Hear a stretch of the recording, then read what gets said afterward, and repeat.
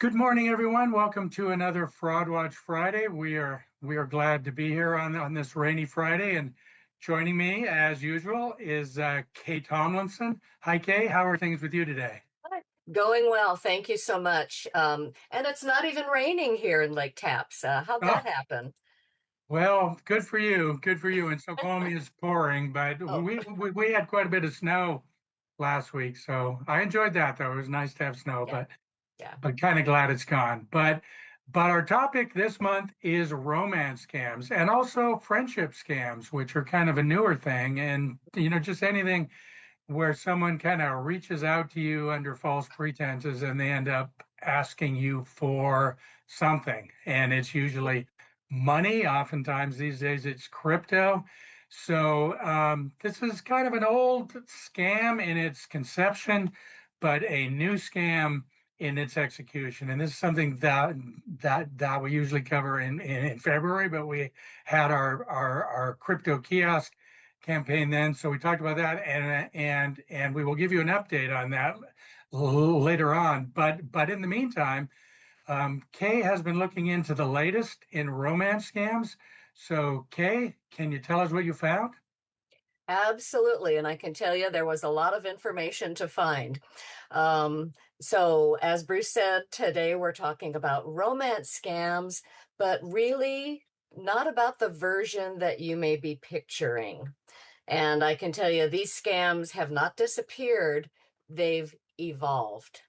And scammers are now using artificial intelligence, cryptocurrency, sophisticated online investing platforms to create relationships that feel real and are sometimes profitable until they aren't.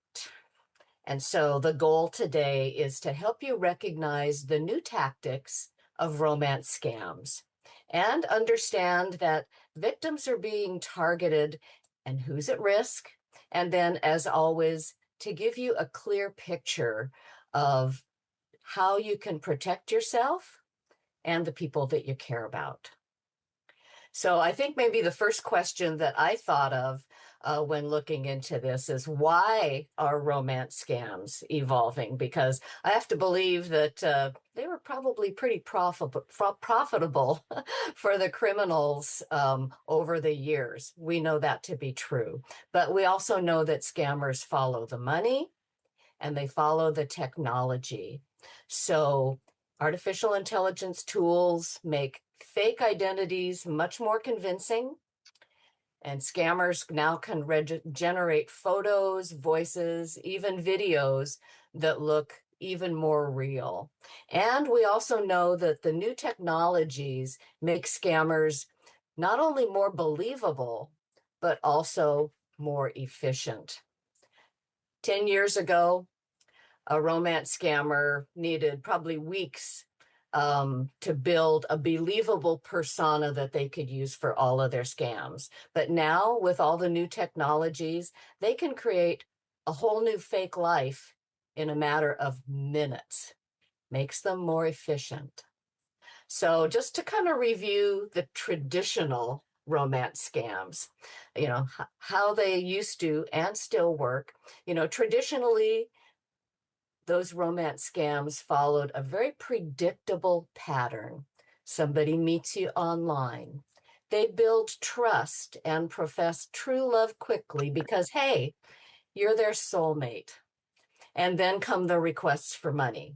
Usually, for travel, medical bills, there's an emergency. It's always something that's happening that's keeping you apart. It was emotional manipulation. But the financial ask was usually pretty straightforward. Send me money so we can be together. And of course, these same traditional romance scams are still going today, unfortunately. Now the emotional manipulation piece is still there, but how victims are approached, how they're contacted has evolved. And the money part of the relationship has changed drastically as well. So, this emotional manipulation that involves money is called financial grooming. How does that happen? Well, again, there's typically a pattern in these scams. Daily contact with the victim. You're going to get a good morning, good night contact, emails, phone calls. Constant attention is the key, often several times a day. And we've had stories come to AARP of 10, 20, 30 contacts a day. Constant attention. And what we call future building in these conversations. We'll travel. We'll retire together. We're a team. And then, of course, there's trust building. It's called trust transfer. Let me help you invest like I do, rather than I've had an emergency and I need money. And their financial help is couched as yet another expression of their love for you. And of course, there's coaching along the way. They guide every click you make. And of course, they're not asking for money for themselves. They have plenty. They want to help you make money. And as the relationship expands, it escalates. Let me show you how to invest just a little bit more so you can unlock bigger profits. And then as the escalation continues, comes the collapse. The platform online that you're working on to invest locks you out. The scammer disappears. And victims often say the same thing. I wasn't looking for love. I was looking for connection. And they used that to take my money. So the emotional hook, the manipulation might be the same as traditional romance scams that we think about. But I want to step back a minute and talk about how do scammers find their victims, because that's evolving as well. They might be targeting a specific person based on postings on social media. Or the scam might start with a wrong number phone call. Hey, Bob there? Oh, no, I'm sorry. You must have the wrong number. Oh, I'm so sorry to bother you. Okay, thanks. Bye. Couple minutes later, phone call. Hey, looking for Bob. Oh, nope, I think you've still got the wrong number. And this caller is so embarrassed and so sorry to take up your time. And you're nice. You're saying, really, it's okay. It's not a bother. Good luck. And then pretty soon a conversation evolves from there. You might get a text message or a direct message on social media. Text messaging is very, very popular right now in terms of this particular scam. And it looks like it's really meant for someone else. But when you respond to let them know that they've made an error, the sender replies back to start a conversation with you. You've replied to them and showed that you're willing to let them know. They're going to come back to you to start that conversation. So the thing to keep in mind is these new little twists and contact methods. This isn't somebody that's asking for $200 today for a plane ticket so you can be together. It's someone that's convincing you to invest to $20,000 because they've already shown you some spectacular fake profits. And in convincing you that you should invest that $20,000, you need to know that cryptocurrency is the payment method of choice for these scams. And the scammers prefer crypto because it's instant, it's irreversible, it's hard to trace, though law enforcement can track it in some cases with what's called blockchain analytics. We're not going to talk about that today. But they walk their victims step by step into opening a crypto wallet and using a fake trading platform. It's a website that's online that is so professionally done and shows fake profits. you're most likely going to end up at a crypto kiosk that we've been talking about, and that we'll share some information with you after this particular part of the session. So that combination, emotional connection, financial coaching, and that's why the losses to these scams are skyrocketing. And we need to be aware, as Bruce mentioned, this new version of an old scam doesn't have to involve romance. They could be posing as a good friend that, you've just got so much in common with this person that you just really appreciate and like chatting with them and getting to know them. And now they're going to help you. Or it could be someone that knows about your volunteer work with a nonprofit, and they want you to be able to raise more money to support the cause that you're passionate about. It can come from any type of dynamic. So, that led me to start questioning and looking into who would be at risk for being lured into one of these kind of romance type scams. Well, the first answer is anyone, because these scams are indiscriminate.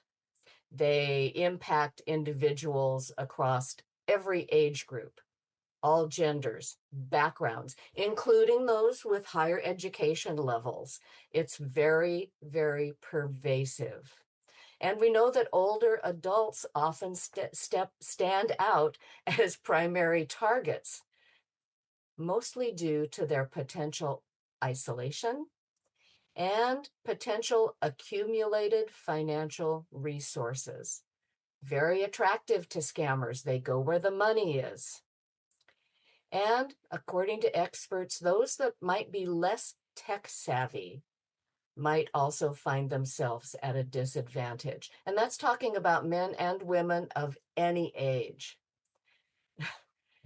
Don't forget, the other side of that coin, conversely, those that are financially very well versed and consider themselves to be experts, even with a high degree of financial education, these folks are at risk too. They're talking with someone who, hey, they understand my language, and it's so, so believable. Anyone undergoing significant life transitions can be much more susceptible. Think about a recent divorce, loss of a loved one. Scammers are going to exploit this emotional vulnerability, especially loneliness and isolation. And we know that that's true of many, many scams, not just today's topic. So we always want to share red flags and how with you and how to protect yourself. And, I kind of put the red flags for these types of scams into 3 categories: communication, behavioral, financial. So communication red flags. The person you're talking to wants to move the conversation to a separate platform right away. WhatsApp, Telegram, it doesn't matter what it is. They want to get you off the platform that you started and how they contacted you. They're going to typically avoid real-time video. Or if they show you video, it might be like brief, kind of glitchy clips. Not very good considering the technology that they're using, because, hey, that's on purpose. Their photos are going to look way too perfect when you look at them. And so behavioral red flags, my other category, they say that they're falling in love with you very quickly. And they pressure secrecy. Don't tell anyone yet. This is our secret. They discourage you from talking to friends and family. They're going to say things like, it's none of their business. We're adults. They don't love you like I do. And remember, we're a team. You and me, we're a team. Financial red flags, they're going to start talking about cryptocurrency pretty early in the relationship. And they're going to offer to teach you to invest. And they might start with just some basic financial education before they ever start talking about the opportunity for you to invest. It's part of the manipulation and relationship building. They're going to guide you to a very specific app that they have you download, or a website. And of course, they're going to promise you guaranteed returns. You know, if you're in an online relationship and you see one of these things happening, that's concerning. You need to research more. If you see two or more of these things, you need to pause, because something's off. How do you take that pause and protect yourself? Here's some simple steps. And I want to remind you, we're going to send this information out to you electronically along with the survey after today's session. So you don't have to write everything down. We're going to send this to you. But in terms of protecting ourselves and, being aware, first step, but pause, slow down. Scammers rely on creating a sense of urgency and emotion. Slowing down just kind of breaks their script. Step back and reflect. Think about the situation. Verify what they're showing and telling you. You're pausing. Take that pause to verify. Take those photos they're sending you. Do reverse image searches. We've talked about this. Easy to do. Ask them for a real-time video call. Let's get together in real time so we can talk to each other face to face. Pay attention to how they answer you. Is there more trouble that they just can't work through? If they're so high tech with all this investing, they should be able to do that. Look up that investment platform independently. If you've got a name, if you've got a website address, go to another tab in your browser, look it up independently, and type in that information followed by the word scam or fraud or crime. And if you haven't met in person, like sitting across from each other having coffee in person, don't send money in any form, money, gift cards, crypto, it doesn't matter. You haven't met them in person. And talk to someone, friend, family member. A trusted advisor can sometimes spot red flags that you might miss. That might be a difficult conversation, but they can help. And of course, finally, report the situation immediately. Go to ftc.gov, the Federal Trade Commission, and submit a report. Go to the FBI online, Internet Crime Complaint Center, ic3.gov. Go to your bank. Talk to them face to face and let them know what's happening and get their advice. If you're already working and investing or doing something with cryptocurrency, go to your crypto exchange. Reporting helps law enforcement track patterns and warn other people. So as we're just finishing up here, I think we all need to remember that romance scams today aren't about love, and really, they never have been about love. They're about leverage. Scammers use technology to create trust. They're patient because they're hoping for a big payday, and then they use that trust to drain your savings. So we understand the tactics that they're using. We understand how they approach us. Once we know that, we can take that leverage away, because we know that awareness is protection. So share this information with friends and family. The sheet that you get with the survey later today or first thing on Monday, share that with friends and family and encourage them to talk about it, because that's how we have conversations that can keep us and our communities safe. So Bruce, that's some of the information, and I say some of the information I learned about kind of how romance scams are being transformed and leveraged into not just investment scams, but also still ways to get money in any capacity through any means, as well as our personal information. And the idea of getting a text that is to a wrong number ever since last summer has been exploding, and that includes here in Washington State.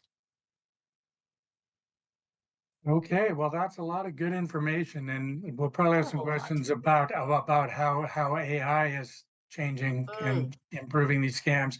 But actually, I wanted to get to Cindy's question, and Cindy mentioned that she might be involved in something like this, and I would certainly recommend that you call the Fraud Watch Network helpline and talk to one of our volunteers mm-hmm.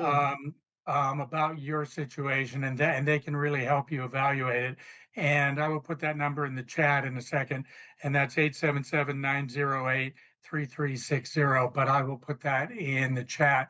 But but she asks, um, can can scammers, or rather, do scammers have the ability to identify if you have received money from insurance, death of a spouse, or if you've sold your home?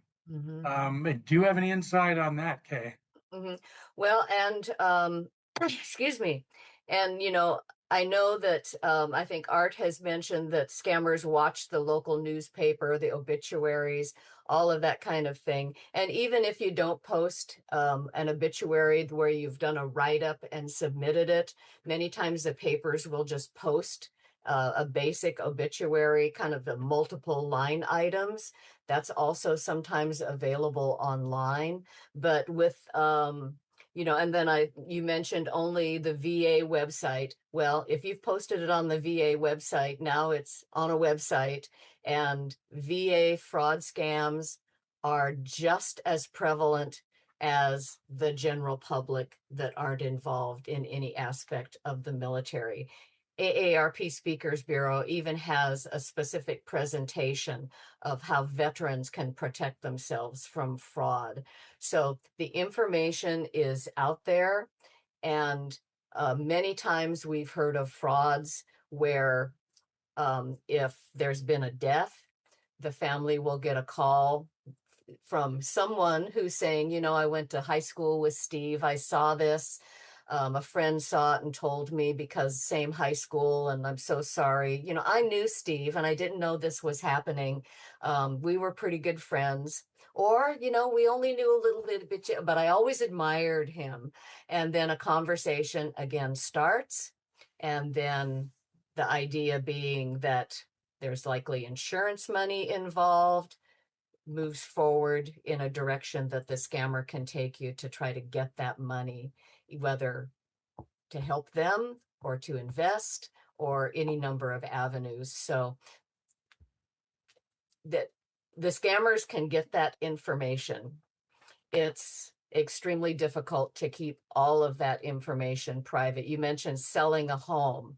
That information's available out there. I mean, heck, I get in printed form every month from Taps Island Real Estate Association. I don't even live on Taps Island. I live a mile away.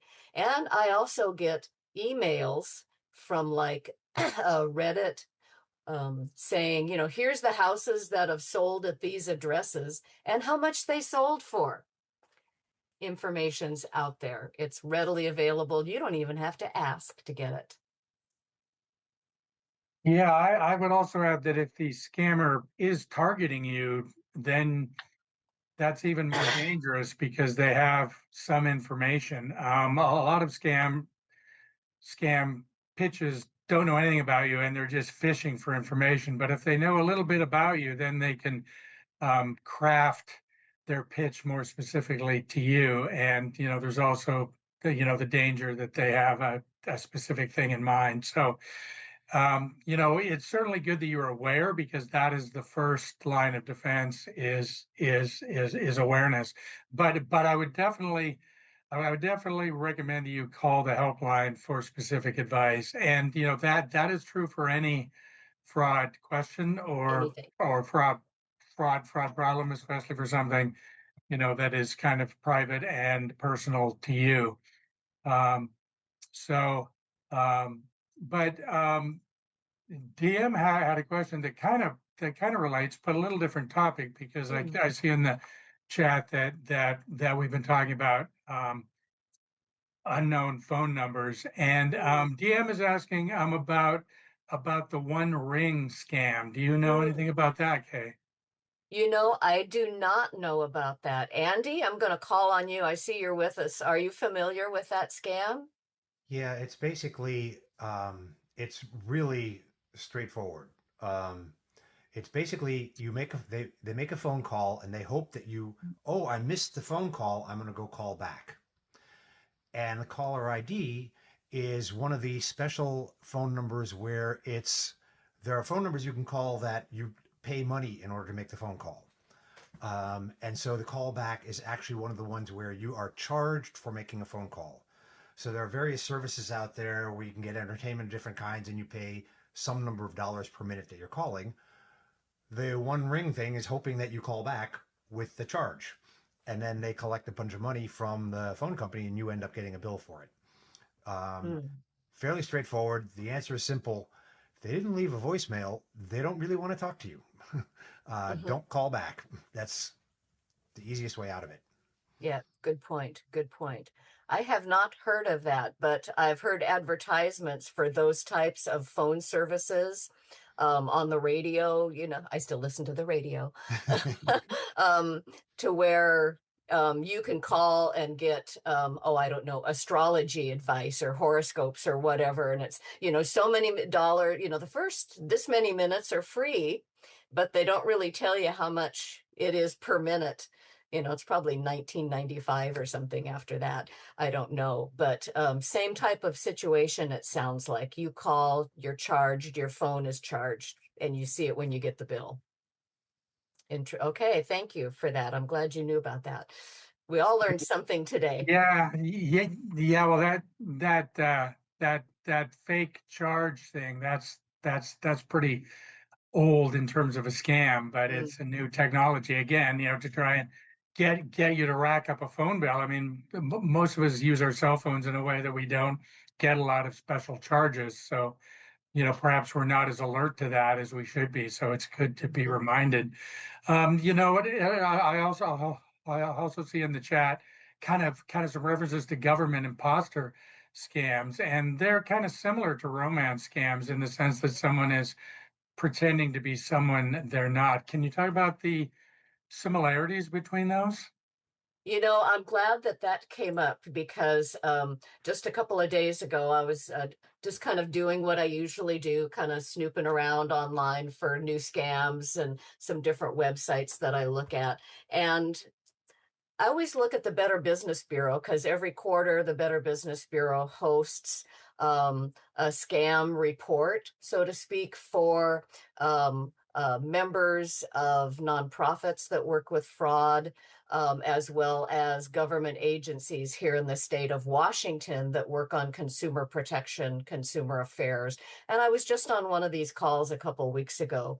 But they just released this month a report, and it was also shown on Como News TV that the one of the they get reports, the most reports they get, let me say, are on two types of scams. The first is imposter scams, and especially around fake online stores, online shopping, fake service providers, and scammers pretending to be government agencies. So someone contacts you either by text, email, or phone and says they're with the IRS, especially next month, April 15th, says they're with the IRS and there's a problem with your tax return, your filing, or whatever the case may be, and there's trouble. You need to pay. Or there's something wrong with one of your investment accounts. This is the FBI. We've discovered some problems. You need to move your money into this new account that we're going to tell you about. Huge number of reports happening there. The second, and it's not necessarily the first most and then the second most, they get a lot of reports here in Washington state about both of these imposter scams. The other category, investment schemes. Financially devastating. Better Business Bureau says they include crypto traps, the financial grooming scams that we talked about today, and investment pitches that sound like they're local. They're happening here in Washington State. So, you can help support this organization, or invest in companies right here in Washington State, and really help your community. So another bonus for the investment scams. Yeah, absolutely. Not only happening now, but apparently increasing based on the number of reports that are coming in. Okay. Eric asks, I haven't heard about that and the phone callbacks. How can a scammer do that, especially with the usage of cell phones? And I just did a little quick search, and it looks like you're calling a number that applies a permanent charge on top of an international rate, and they're from phone numbers with three-digit codes that are outside the United States, and they're often in the Caribbean. So that's a little bit more information. Andy, do you know any more about how the phone charges are applied? Nope, not a clue. No, okay, I have okay, but managed this to is a avoid good it one to so bring far. up. Yeah, yeah, This is a good one to bring up, and thank you, DM, for yeah. for bringing this up, because this particular scam is new. So we will look more into that. But it sounds like the safest thing is don't call back numbers, especially numbers that are outside the country, just because they called and rang once and hung up. As Andy said, if it's somebody who really wants to talk to you, hopefully they'll leave you a message. Mhm. I think that is generally true. I think we've covered the questions in chat right now. But again, if you have a question that comes up, go ahead and put it in the chat. Mhm. Um, And so, Bruce, I noticed that Art has made a note as well, saying that he receives a number of texts from unknown numbers, so he just goes ahead and blocks those numbers. mm, And by the way, Art, I love your little meme you have for your video on our yeah, call here. Oh, there you are. Hi, Art. yeah, And so, yeah, you can certainly block them. When I go to block a number, it says, do you want to block and delete? Always delete. If many times I don't even do that, I'll just swipe and delete the text itself. We can block numbers till the cows come home. And the fraudsters buy thousands of phone numbers literally in blocks on the dark web. You know, why buy one or two phone numbers? I can buy thousands and have a phone bank of hundreds of phones with AI automatically going down that list dialing. So if you block, you know, phone number rather, number one, it's just going to go to number two, going to call you from there, going to call you from there, call you from there. So, blocking is okay. But again, does it decrease the number of errant texts? I don't know. I'm not sure that it does. And Dan is, I see we have Dan Mall with us. Thank you for joining us, Dan. And Dan is a Fraud Watch Network volunteer. He speaks with folks in our community about fraud, as do Andy and I. And he also mans the Fraud Watch hotline and answers your calls when you have a question about, am I being scammed? Dan can help. So Dan, I see you have your hand up. Did you want to add something about the whole call blocking? Another Yeah, number. I did. Thank you. Standard advice is to not answer calls that you weren't expecting or Mhm. don't know, whatever. But it's hard. I mean, we're social creatures. We were brought up, to answer the phone. I used to, I was told by my parents when, answer the phone, Mall's residents, Danny speaking, Yeah. we're trained. So to help you avoid getting the calls, and Andy can probably add on to this, most phones have settings that you can use to put calls that are not on your contact list that go to voicemail. There's apps that do it. Different phones have different ways to do it. But Andy, you want to elaborate on that? I think it's a reasonable idea if you are willing to put your friends through that. It basically, I know Apple has it. I'm pretty sure Android must as well. There's a built into the phone is the ability to have every phone call get screened. They need to leave a message. You hear the message before you pick up. Yes, but you can also, that is you're asking people to go through a hurdle when they want to call you. So I end up not using it a lot. well, on my Samsung phone, I was given the choice of allowing to block calls that were not on my contact list, and the rest of them come through. So, I mean, there's a number of different ways to do it, but just be aware that there are some options here if you want to try to block some of these calls that are coming in. Mm-hmm. Yeah.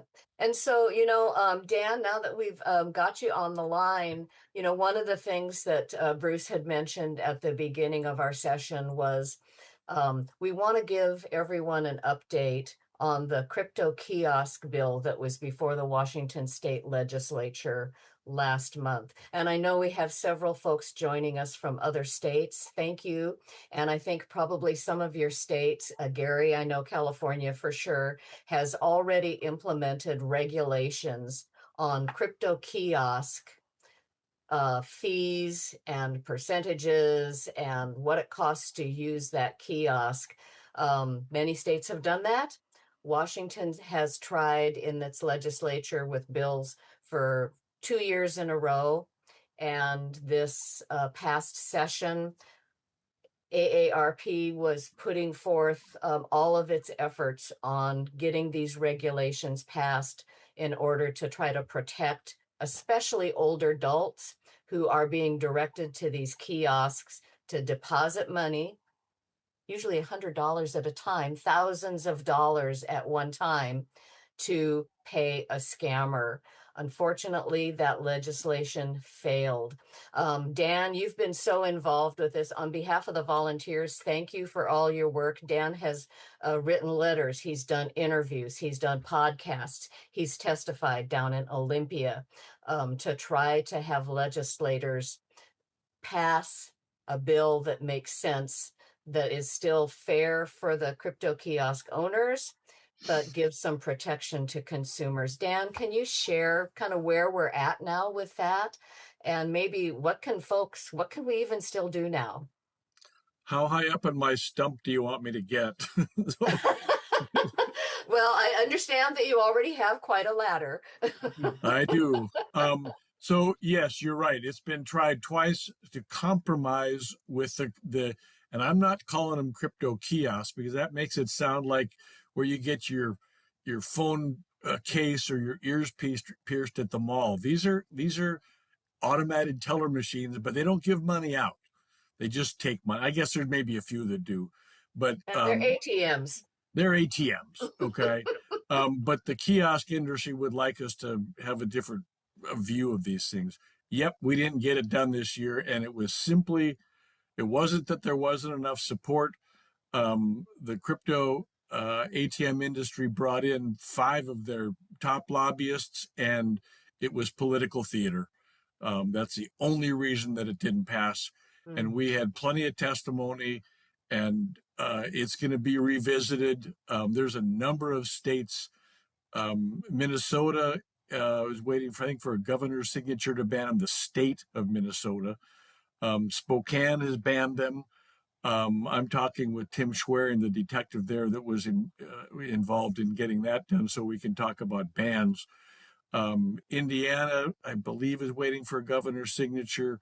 Connecticut just yanked the licenses, the money transmitter licenses for the crypto operators, because in spite of the legislation that they had passed, which compromised on things like the fees and whatever, the Bitcoin Depot basically just kind of shrugged it off and kept doing business as usual. And so Connecticut said, hey, we gave you your chance, no more.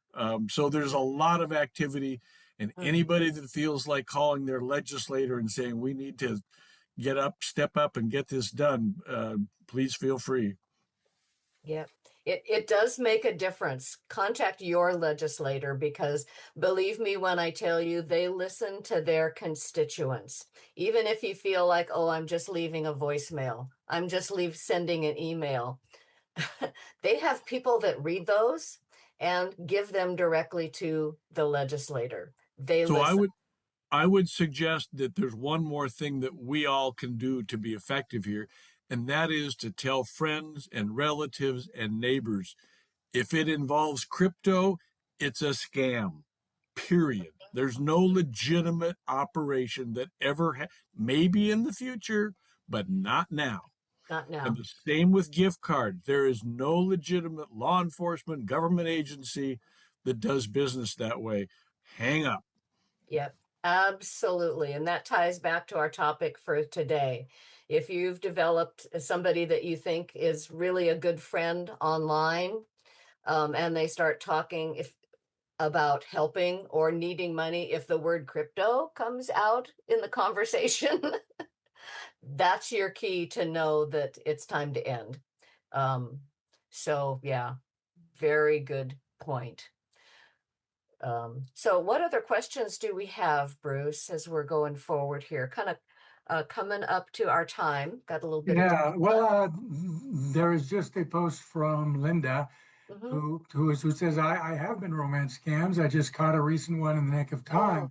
I was able to get my money back because I suspected it to be a scam and learned how to intercept a priority package and get my money orders back. mm, I thought, well, that's great. And the other method was Zelle transfer of money. The bank had just approved a large amount and I suspected fraud. I would online to my bank and click on cancel, even though it was approved. And I was able to stop the transfer. mm. That is great news. And that's Good for also a you, Linda. reason to avoid crypto because you can't do that in the case of cryptocurrency. But if you're using money orders or bank transfers, at least there's a legitimate way to perhaps stop the transfer. And she says, what made me suspicious was I asked to see his driver's license. He showed me what I knew was fake. Okay, well, good for you. He also showed me a fake social security card. I was lucky. Yes, I think you were lucky, but you also took steps to check and verify, which probably Mhm, saved you a lot of money. mhm. Kay, do you have any thoughts on Linda's story? Yeah, good for you. Good for you for catching this, and taking the steps to save that money. And I see that the other method was a Zelle transfer of money. And you've heard us say it before. We always tell people don't use that person to person payment method, Zelle, Venmo, unless you know the people, um, friend, family. I know I sold my car, and the gentleman buying it wanted to hold it and so he wanted to Zelle me $500. Would you hold it till tomorrow? Um, I guess he thought it was such a good deal it was going to go fast. I don't know, but he wanted to Zelle me, and so I was having so much trouble hooking into his Zelle account. Um, and yeah, I said he could Zelle me money, but he didn't get the car. He didn't take the car. I had the car. I kept everything. He was just going to give me money, and until I actually saw money that was real in my account, that was in my bank account, not my Zelle account, my bank account, then it was like, okay, that would work. But again, only people really that to really be safe. So that's really the key. Um, it's more and more people are wanting to use Zelle or Venmo. People ask about PayPal. PayPal is pretty secure. Um, I don't use it often, but it's not bad. I use virtual credit cards more than rather than paying something online with PayPal. I'll create a virtual credit card. I have one for this type of purchase, one for that type of payment, one for this type of purchase. If that site is hacked and they get that credit card number, it won't take them anywhere because it's all virtual, it's all made up. And then that charge on that card goes back to my real credit card. And just FYI, if you want to look into that, they're so easy to set up. Just go to your credit card company and find out how they manage it for you. Yeah, I just want to mention that I put a link to our AARP Washington page on the crypto kiosks, Good. and just want to say that AARP is not opposed to crypto as an idea or as a currency. We are just opposed to people being scammed via crypto. So it's not it doesn't have anything to do with Bitcoin or whether it's a good idea or not, but it's about people being taken advantage of. And also you can see what the crypto kiosk legislation was. There's a lot of regulations on bank ATMs, how much you can take out in a day, et cetera. And there are no regulations on the crypto kiosk, and the service fees were 15%, even 25% in some cases. That's a huge fee compared to other fees for transactions that are like 1%. And there's no limit on how much people can put in, so people can lose thousands of dollars in a day. A bank machine doesn't work like that. So if you want to educate yourself on the issue, just wanted to put that link. And also, one thing we learned, and this is, kind of like the gift card thing, but we interviewed a victim who was in the Olympia area, and she was contacted by supposedly the Thurston County Sheriff. It was a jury duty scam, and they wanted her to put up a bond to avoid arrest in crypto. And that is just a red flag. The government does not take gift cards or crypto as payment. And scammers will tell you that they do now that this is recent because of all the news about crypto. But as of now, you cannot pay your taxes, you cannot pay fines, you cannot pay parking tickets, you cannot pay anything with crypto, as far as we know.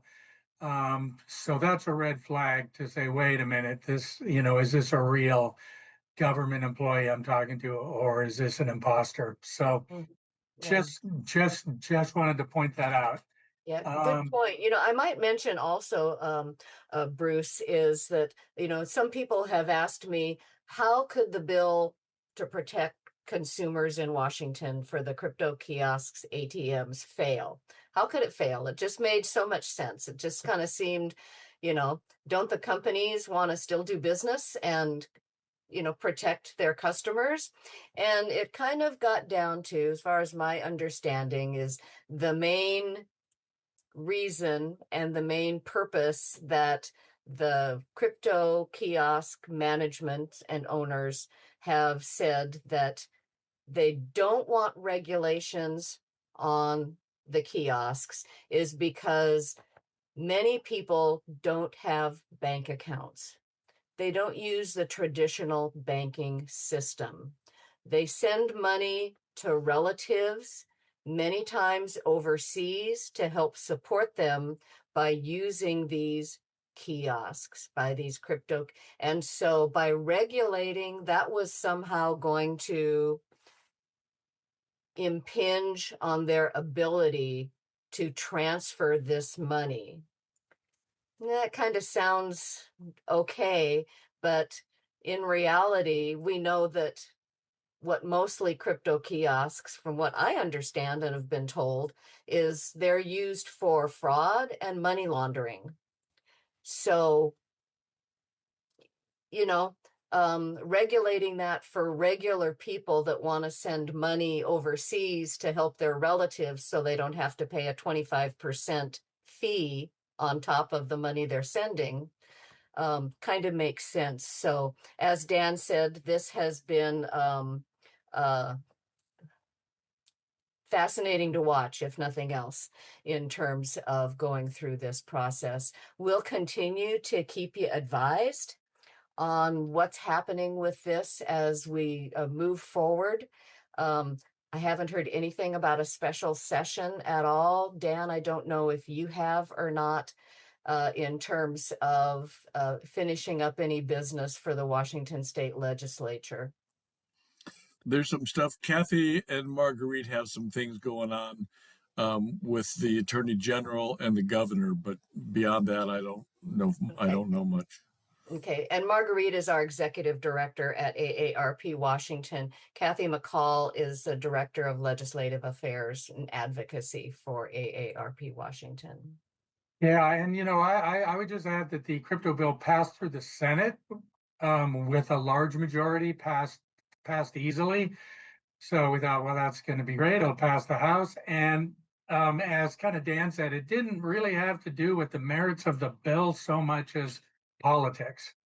Politics, the sort of give and take of the legislative process. So we are going to be back with it next year, maybe sooner, hopefully. I believe the Indiana bill has been signed, I think, but it could be that it's a waiting signature. But that was an outright ban, and what we were advocating for was much less than that, just reasonable common sense regulations that didn't stop anybody from using the machines. Really, it just put consumer protections on losing large amounts of money all at once. So we will keep you informed on that, and the next time it comes up, we could certainly use your support. So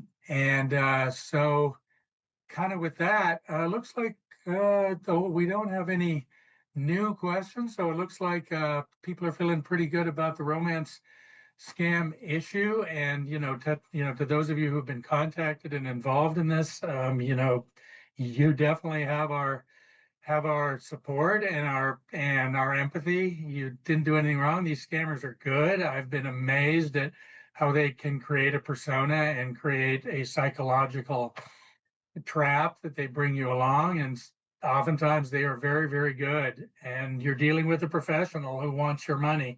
So, please, the best thing to do is to be alert, to share your story, to report your story to authorities, because it all helps.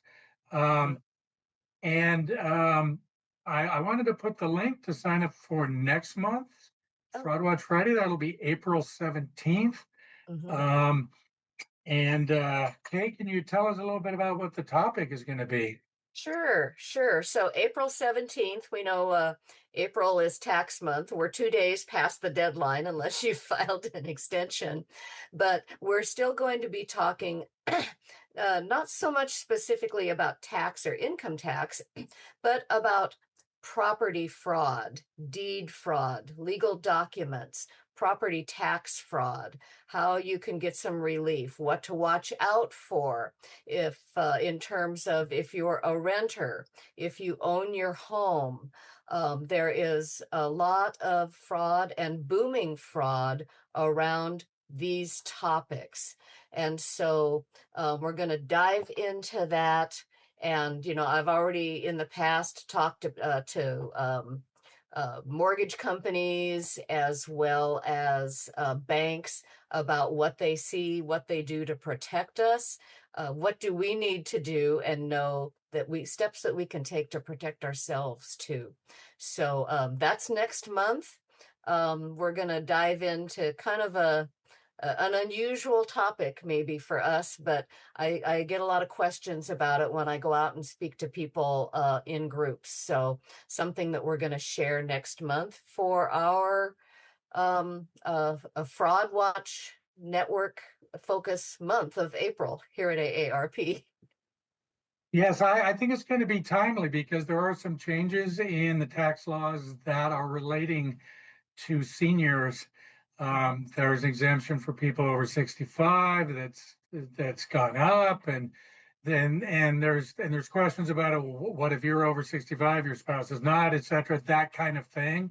Mhm. And when that's in the news, the imposters come out of the woodwork. So I expect we'll be hearing about scams from IRS employees contacting you about your return, or financial advisors who can help you Yeah. with the new tax laws and getting all the deductions that you deserve. So, just like when there's a flood, scammers come out of the woodwork to take advantage of you. April and tax time is the season for that kind of financially tax related fraud. So we'll be looking into that. I'm sure, Kay, that have something to report on that is new. So like be sure and sign up for that, and then we'll send out a reminder when it gets within. I think the reminders go out on Wednesday or Thursday, so you don't have to put on your calendar or anything. Just sign up, and we'll let you know. Yeah. But it's going to be April 17th, 10:30 Pacific time. I'll add that for our friends in Houston and like around the country. I sometimes see people signing in like 3 hours early. No, it's 10:30 Pacific. And so we will see you there. Kay, do you have any last? Oh, we're almost out of time. Kay, do you have any last words on today's topic? Nope, just we will send you some information in a fun little document attached, so you'll have that to take with you, share with family and friends. Just if something doesn't feel right, it might not be right. So always keep your antenna up. Thank you for joining us today, by the way. We really appreciate you joining us, and looking forward to seeing you again. Great. Well, thank you for the kind comments in the comments. We definitely appreciate that, and the thumbs up emojis. Definitely appreciate that. The AARP Fraud Watch Network is a volunteer-driven program, so thank you to Kay and Andy and Dan for being on and sharing their knowledge. And if you'd like to volunteer as a fraud fighter, we could certainly use you. And you can send us an email at waAARP@aarp.org. I'll put that in the follow-up email. So if you'd like to get more involved as like a speaker or an educator, or as we talked about, Dan answering phone calls from people who have questions, there is extensive training for that. So you're not on your own. You have the whole support of AARP behind you, to train you and to escalate questions that you might have. And as always, tell a friend about this. We would love to reach more people with this program. So with that said, I think that's it. Thank you very much for joining us, and we'll see you next month. Okay. Thank you so much. Take care, everybody.